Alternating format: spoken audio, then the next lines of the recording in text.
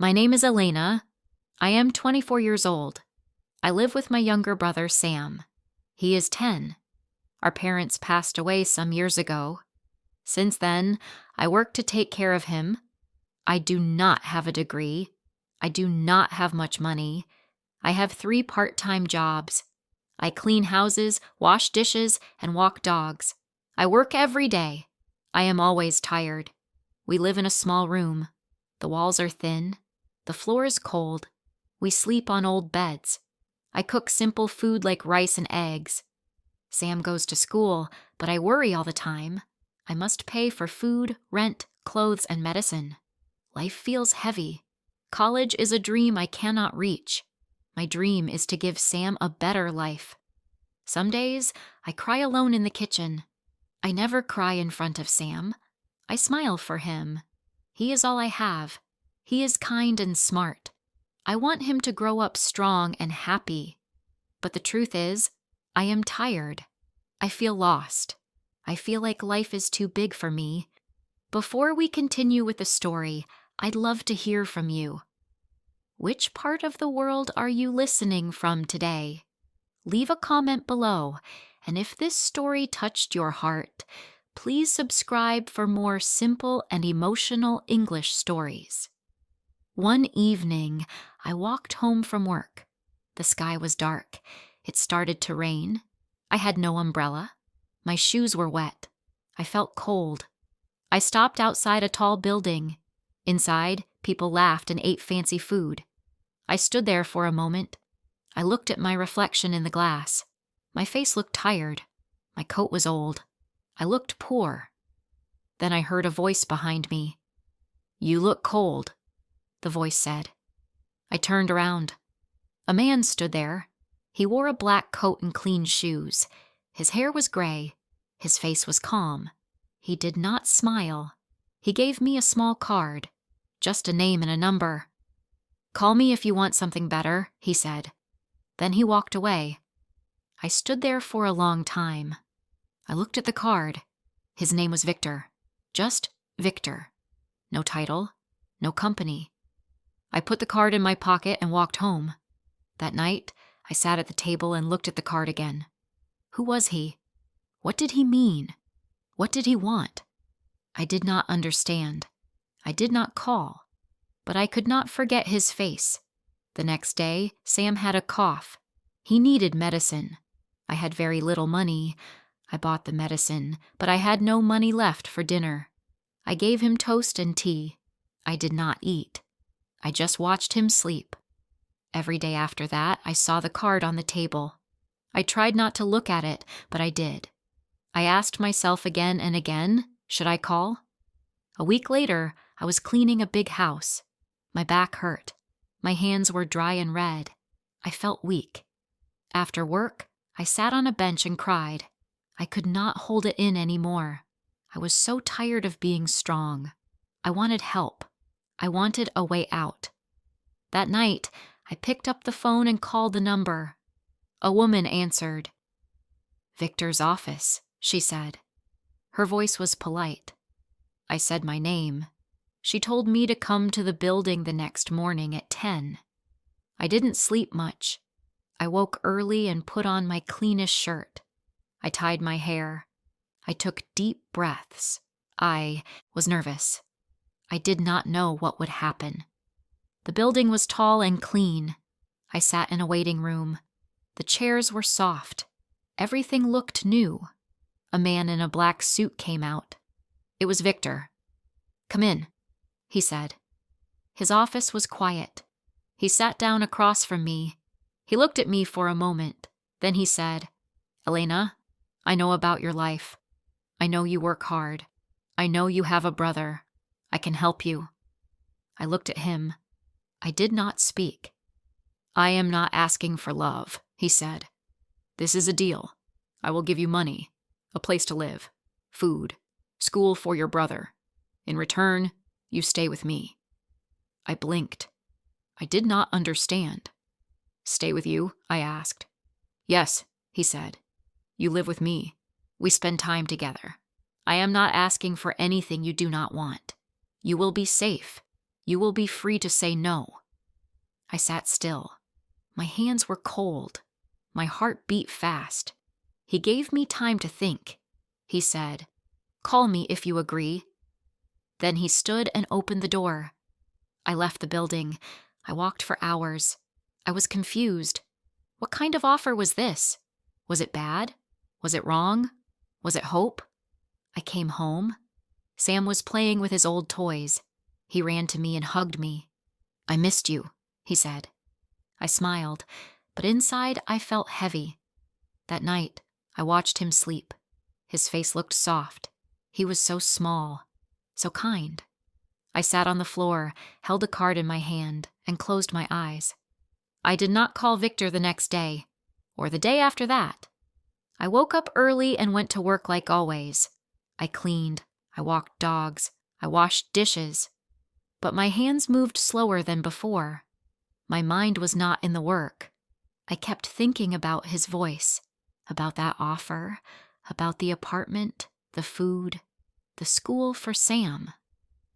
I kept thinking, what would it feel like to sleep in a warm room?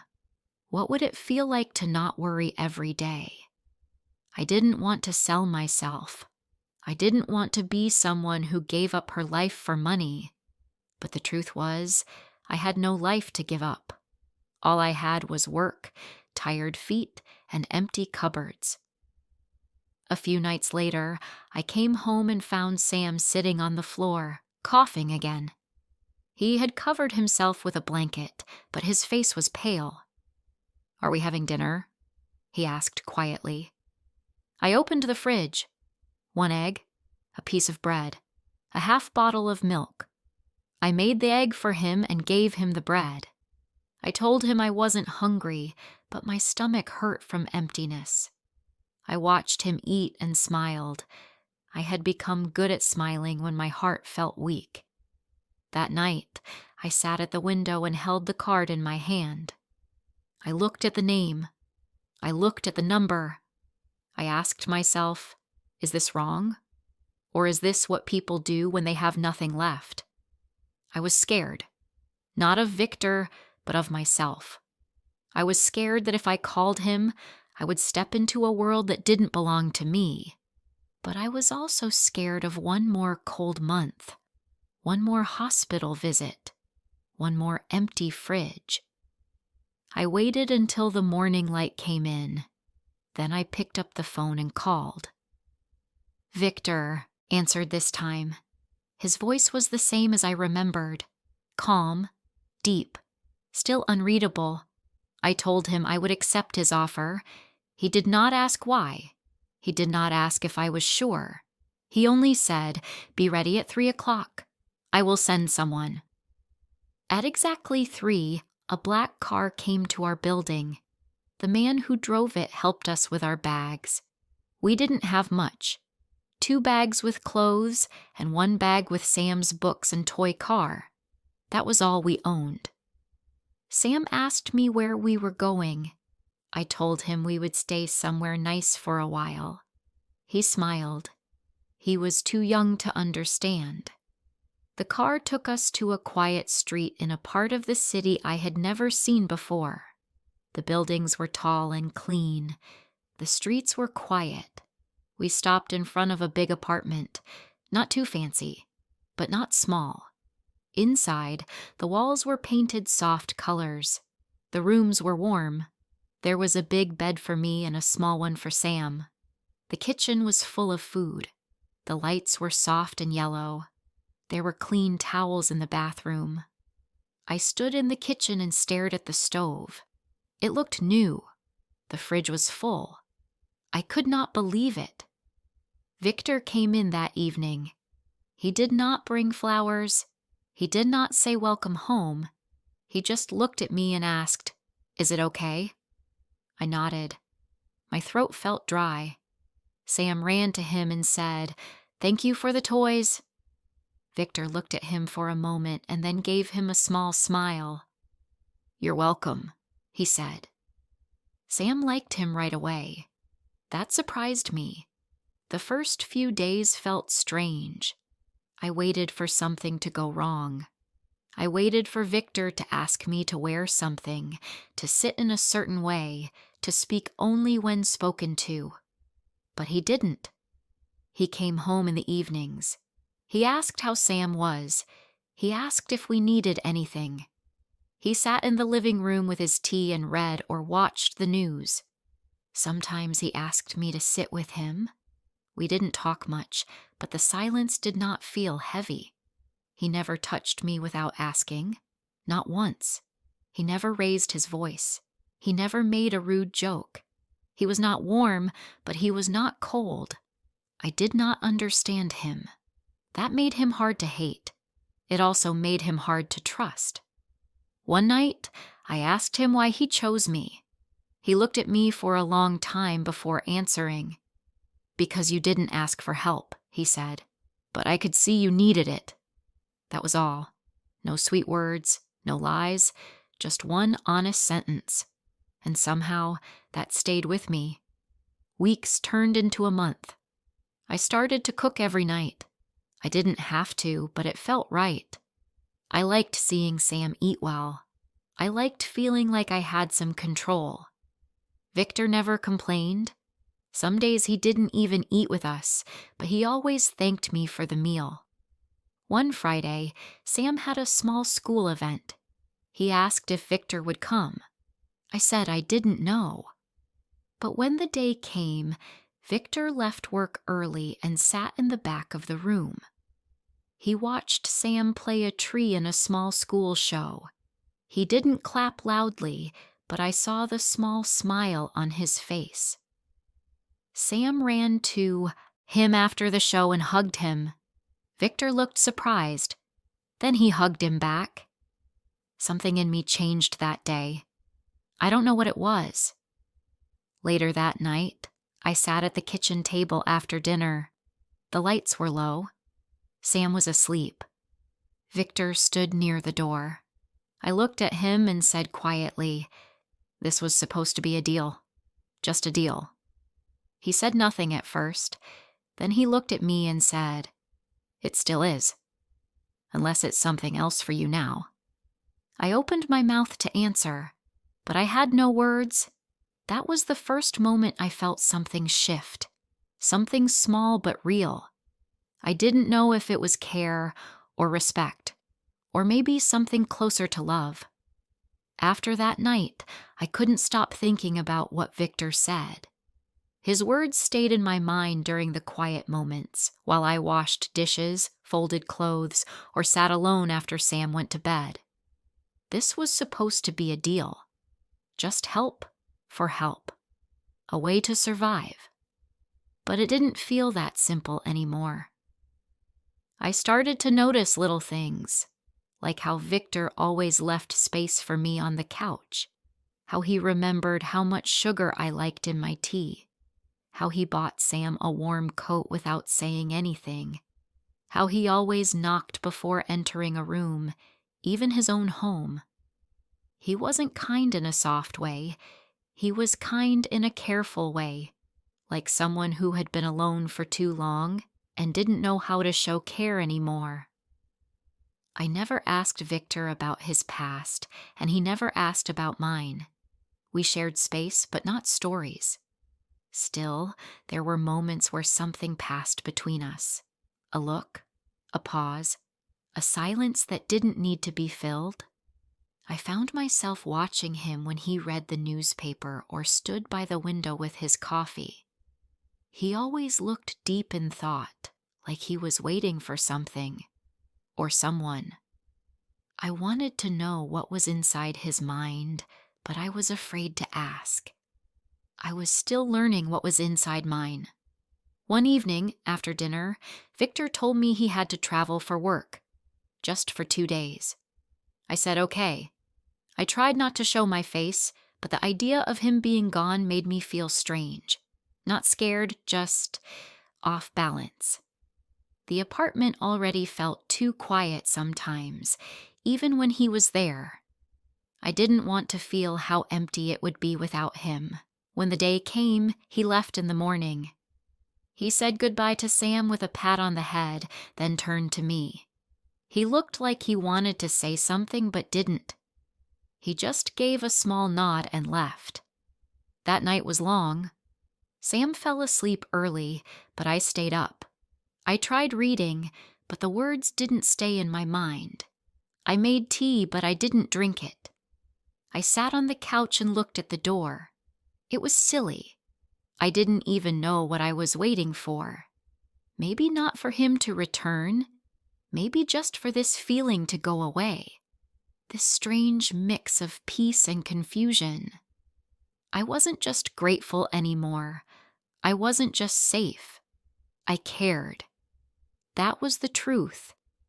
I cared in a way I didn't plan to, and that scared me more than anything.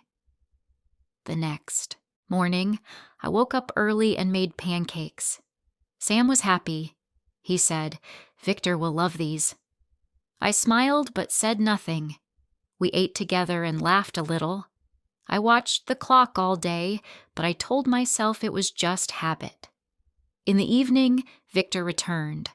The moment he walked in, something in me relaxed. I didn't even know I had been tense. He looked tired. He took off his coat and gave me a small smile. "I missed this place," he said. That was the first time he ever said something like that. My heart jumped, but I kept calm. After Sam went to bed, I brought Victor a cup of tea. He sat down, and we stayed in silence for a while. Then I asked softly, "Do you ever feel lonely?" He looked at me for a moment before answering. "All the time," he said. His voice was low. "Even in a room full of people. I always have." I nodded slowly. "Me too," I whispered. We didn't say anything else. We didn't need to. That silence was more honest than anything we had said before. A few days later, something changed. It wasn't big. It was simple.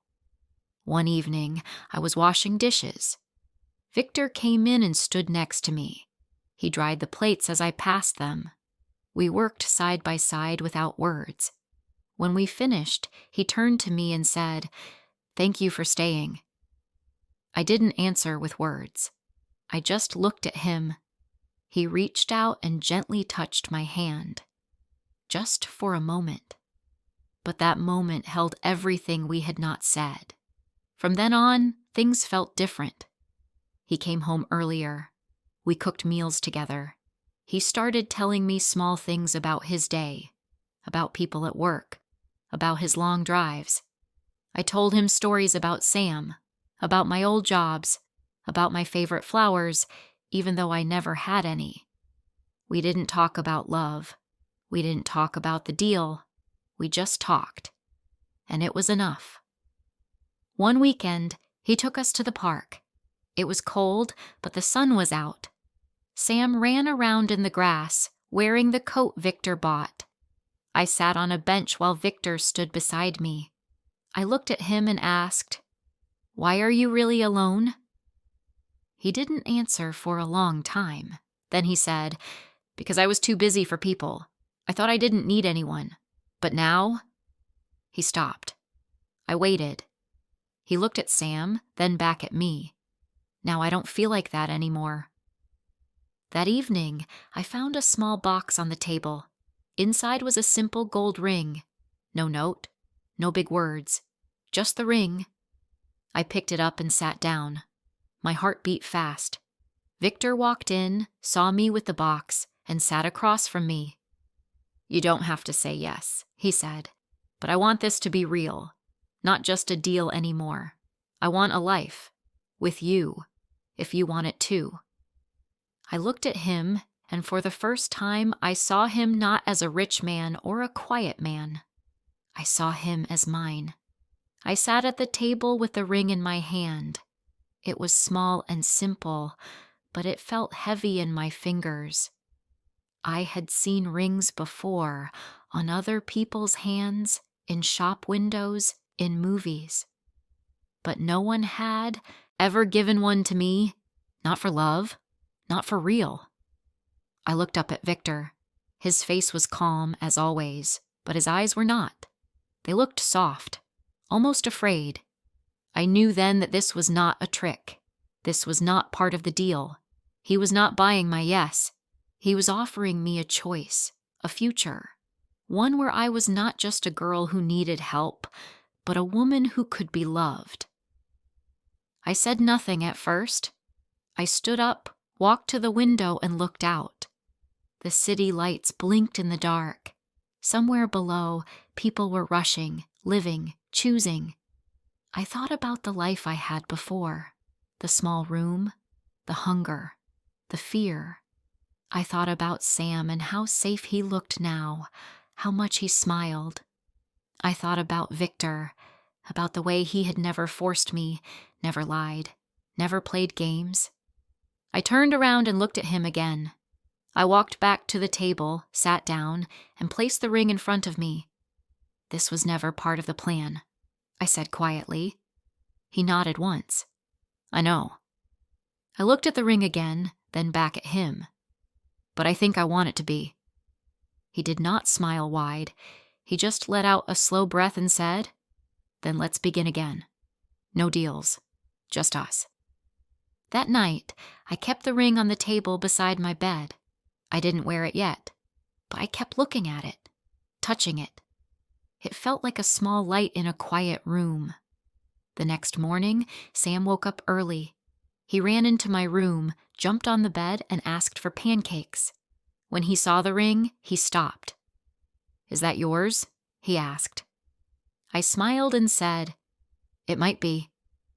He grinned and ran out of the room to set the table. Later that day, I wore the ring. Not because someone gave it to me, but because I wanted to. We didn't plan a big wedding. There were no flowers, no music, no guests in fancy clothes. It was just a quiet day, a small room at the city office. I wore a clean white dress I bought secondhand. Victor wore his usual suit. Sam stood between us and held both our hands. We said simple words, promises we meant. After it was done, we walked home and made dinner together. Sam made a card that said, "Happy Love Day." We laughed. We ate. And for the first time in my life, I felt like I had a home that would not disappear. Married life with Victor was not perfect. He was still quiet most days. He worked a lot. He liked silence more than talk. But I understood him now, and he understood me. We learned how to move around each other. I knew when he needed space. He knew when I needed a hug, even if I didn't ask for one. He would bring me tea without saying a word. I would sit beside him and hold his hand while he read the paper. It was not the kind of love you see in movies. It was quiet, software safe. It was enough. Sometimes I would wake up early and just sit at the table thinking. I still remembered the hard days. I remembered the cold floors and the long nights. But I no longer felt pain when I thought about them. I felt proud. Proud that I had survived.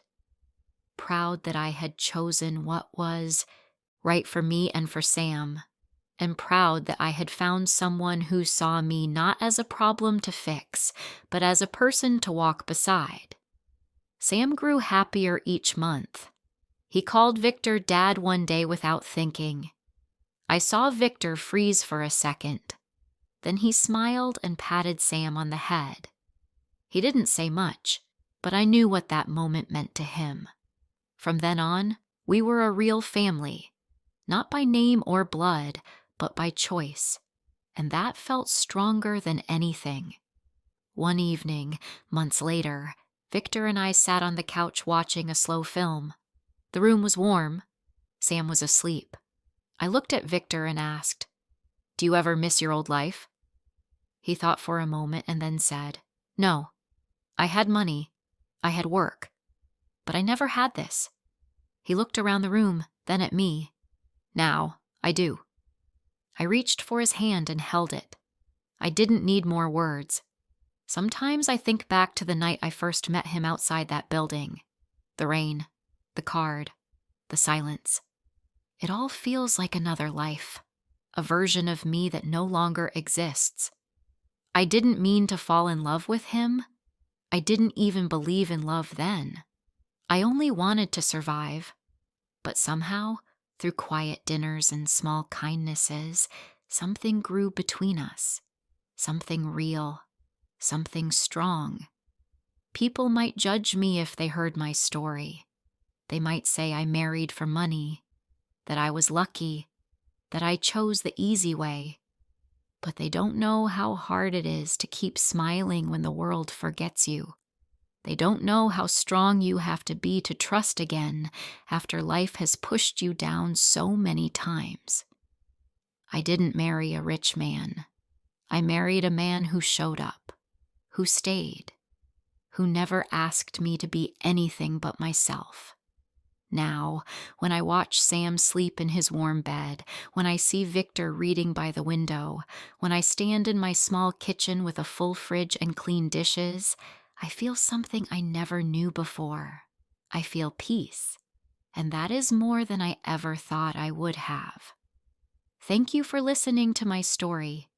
If you're out there struggling, I want you to know something. You are not alone. You can start over. And sometimes life surprises you when you least expect it. I hope you have enjoyed the story. Like and comment if you want to hear more soon.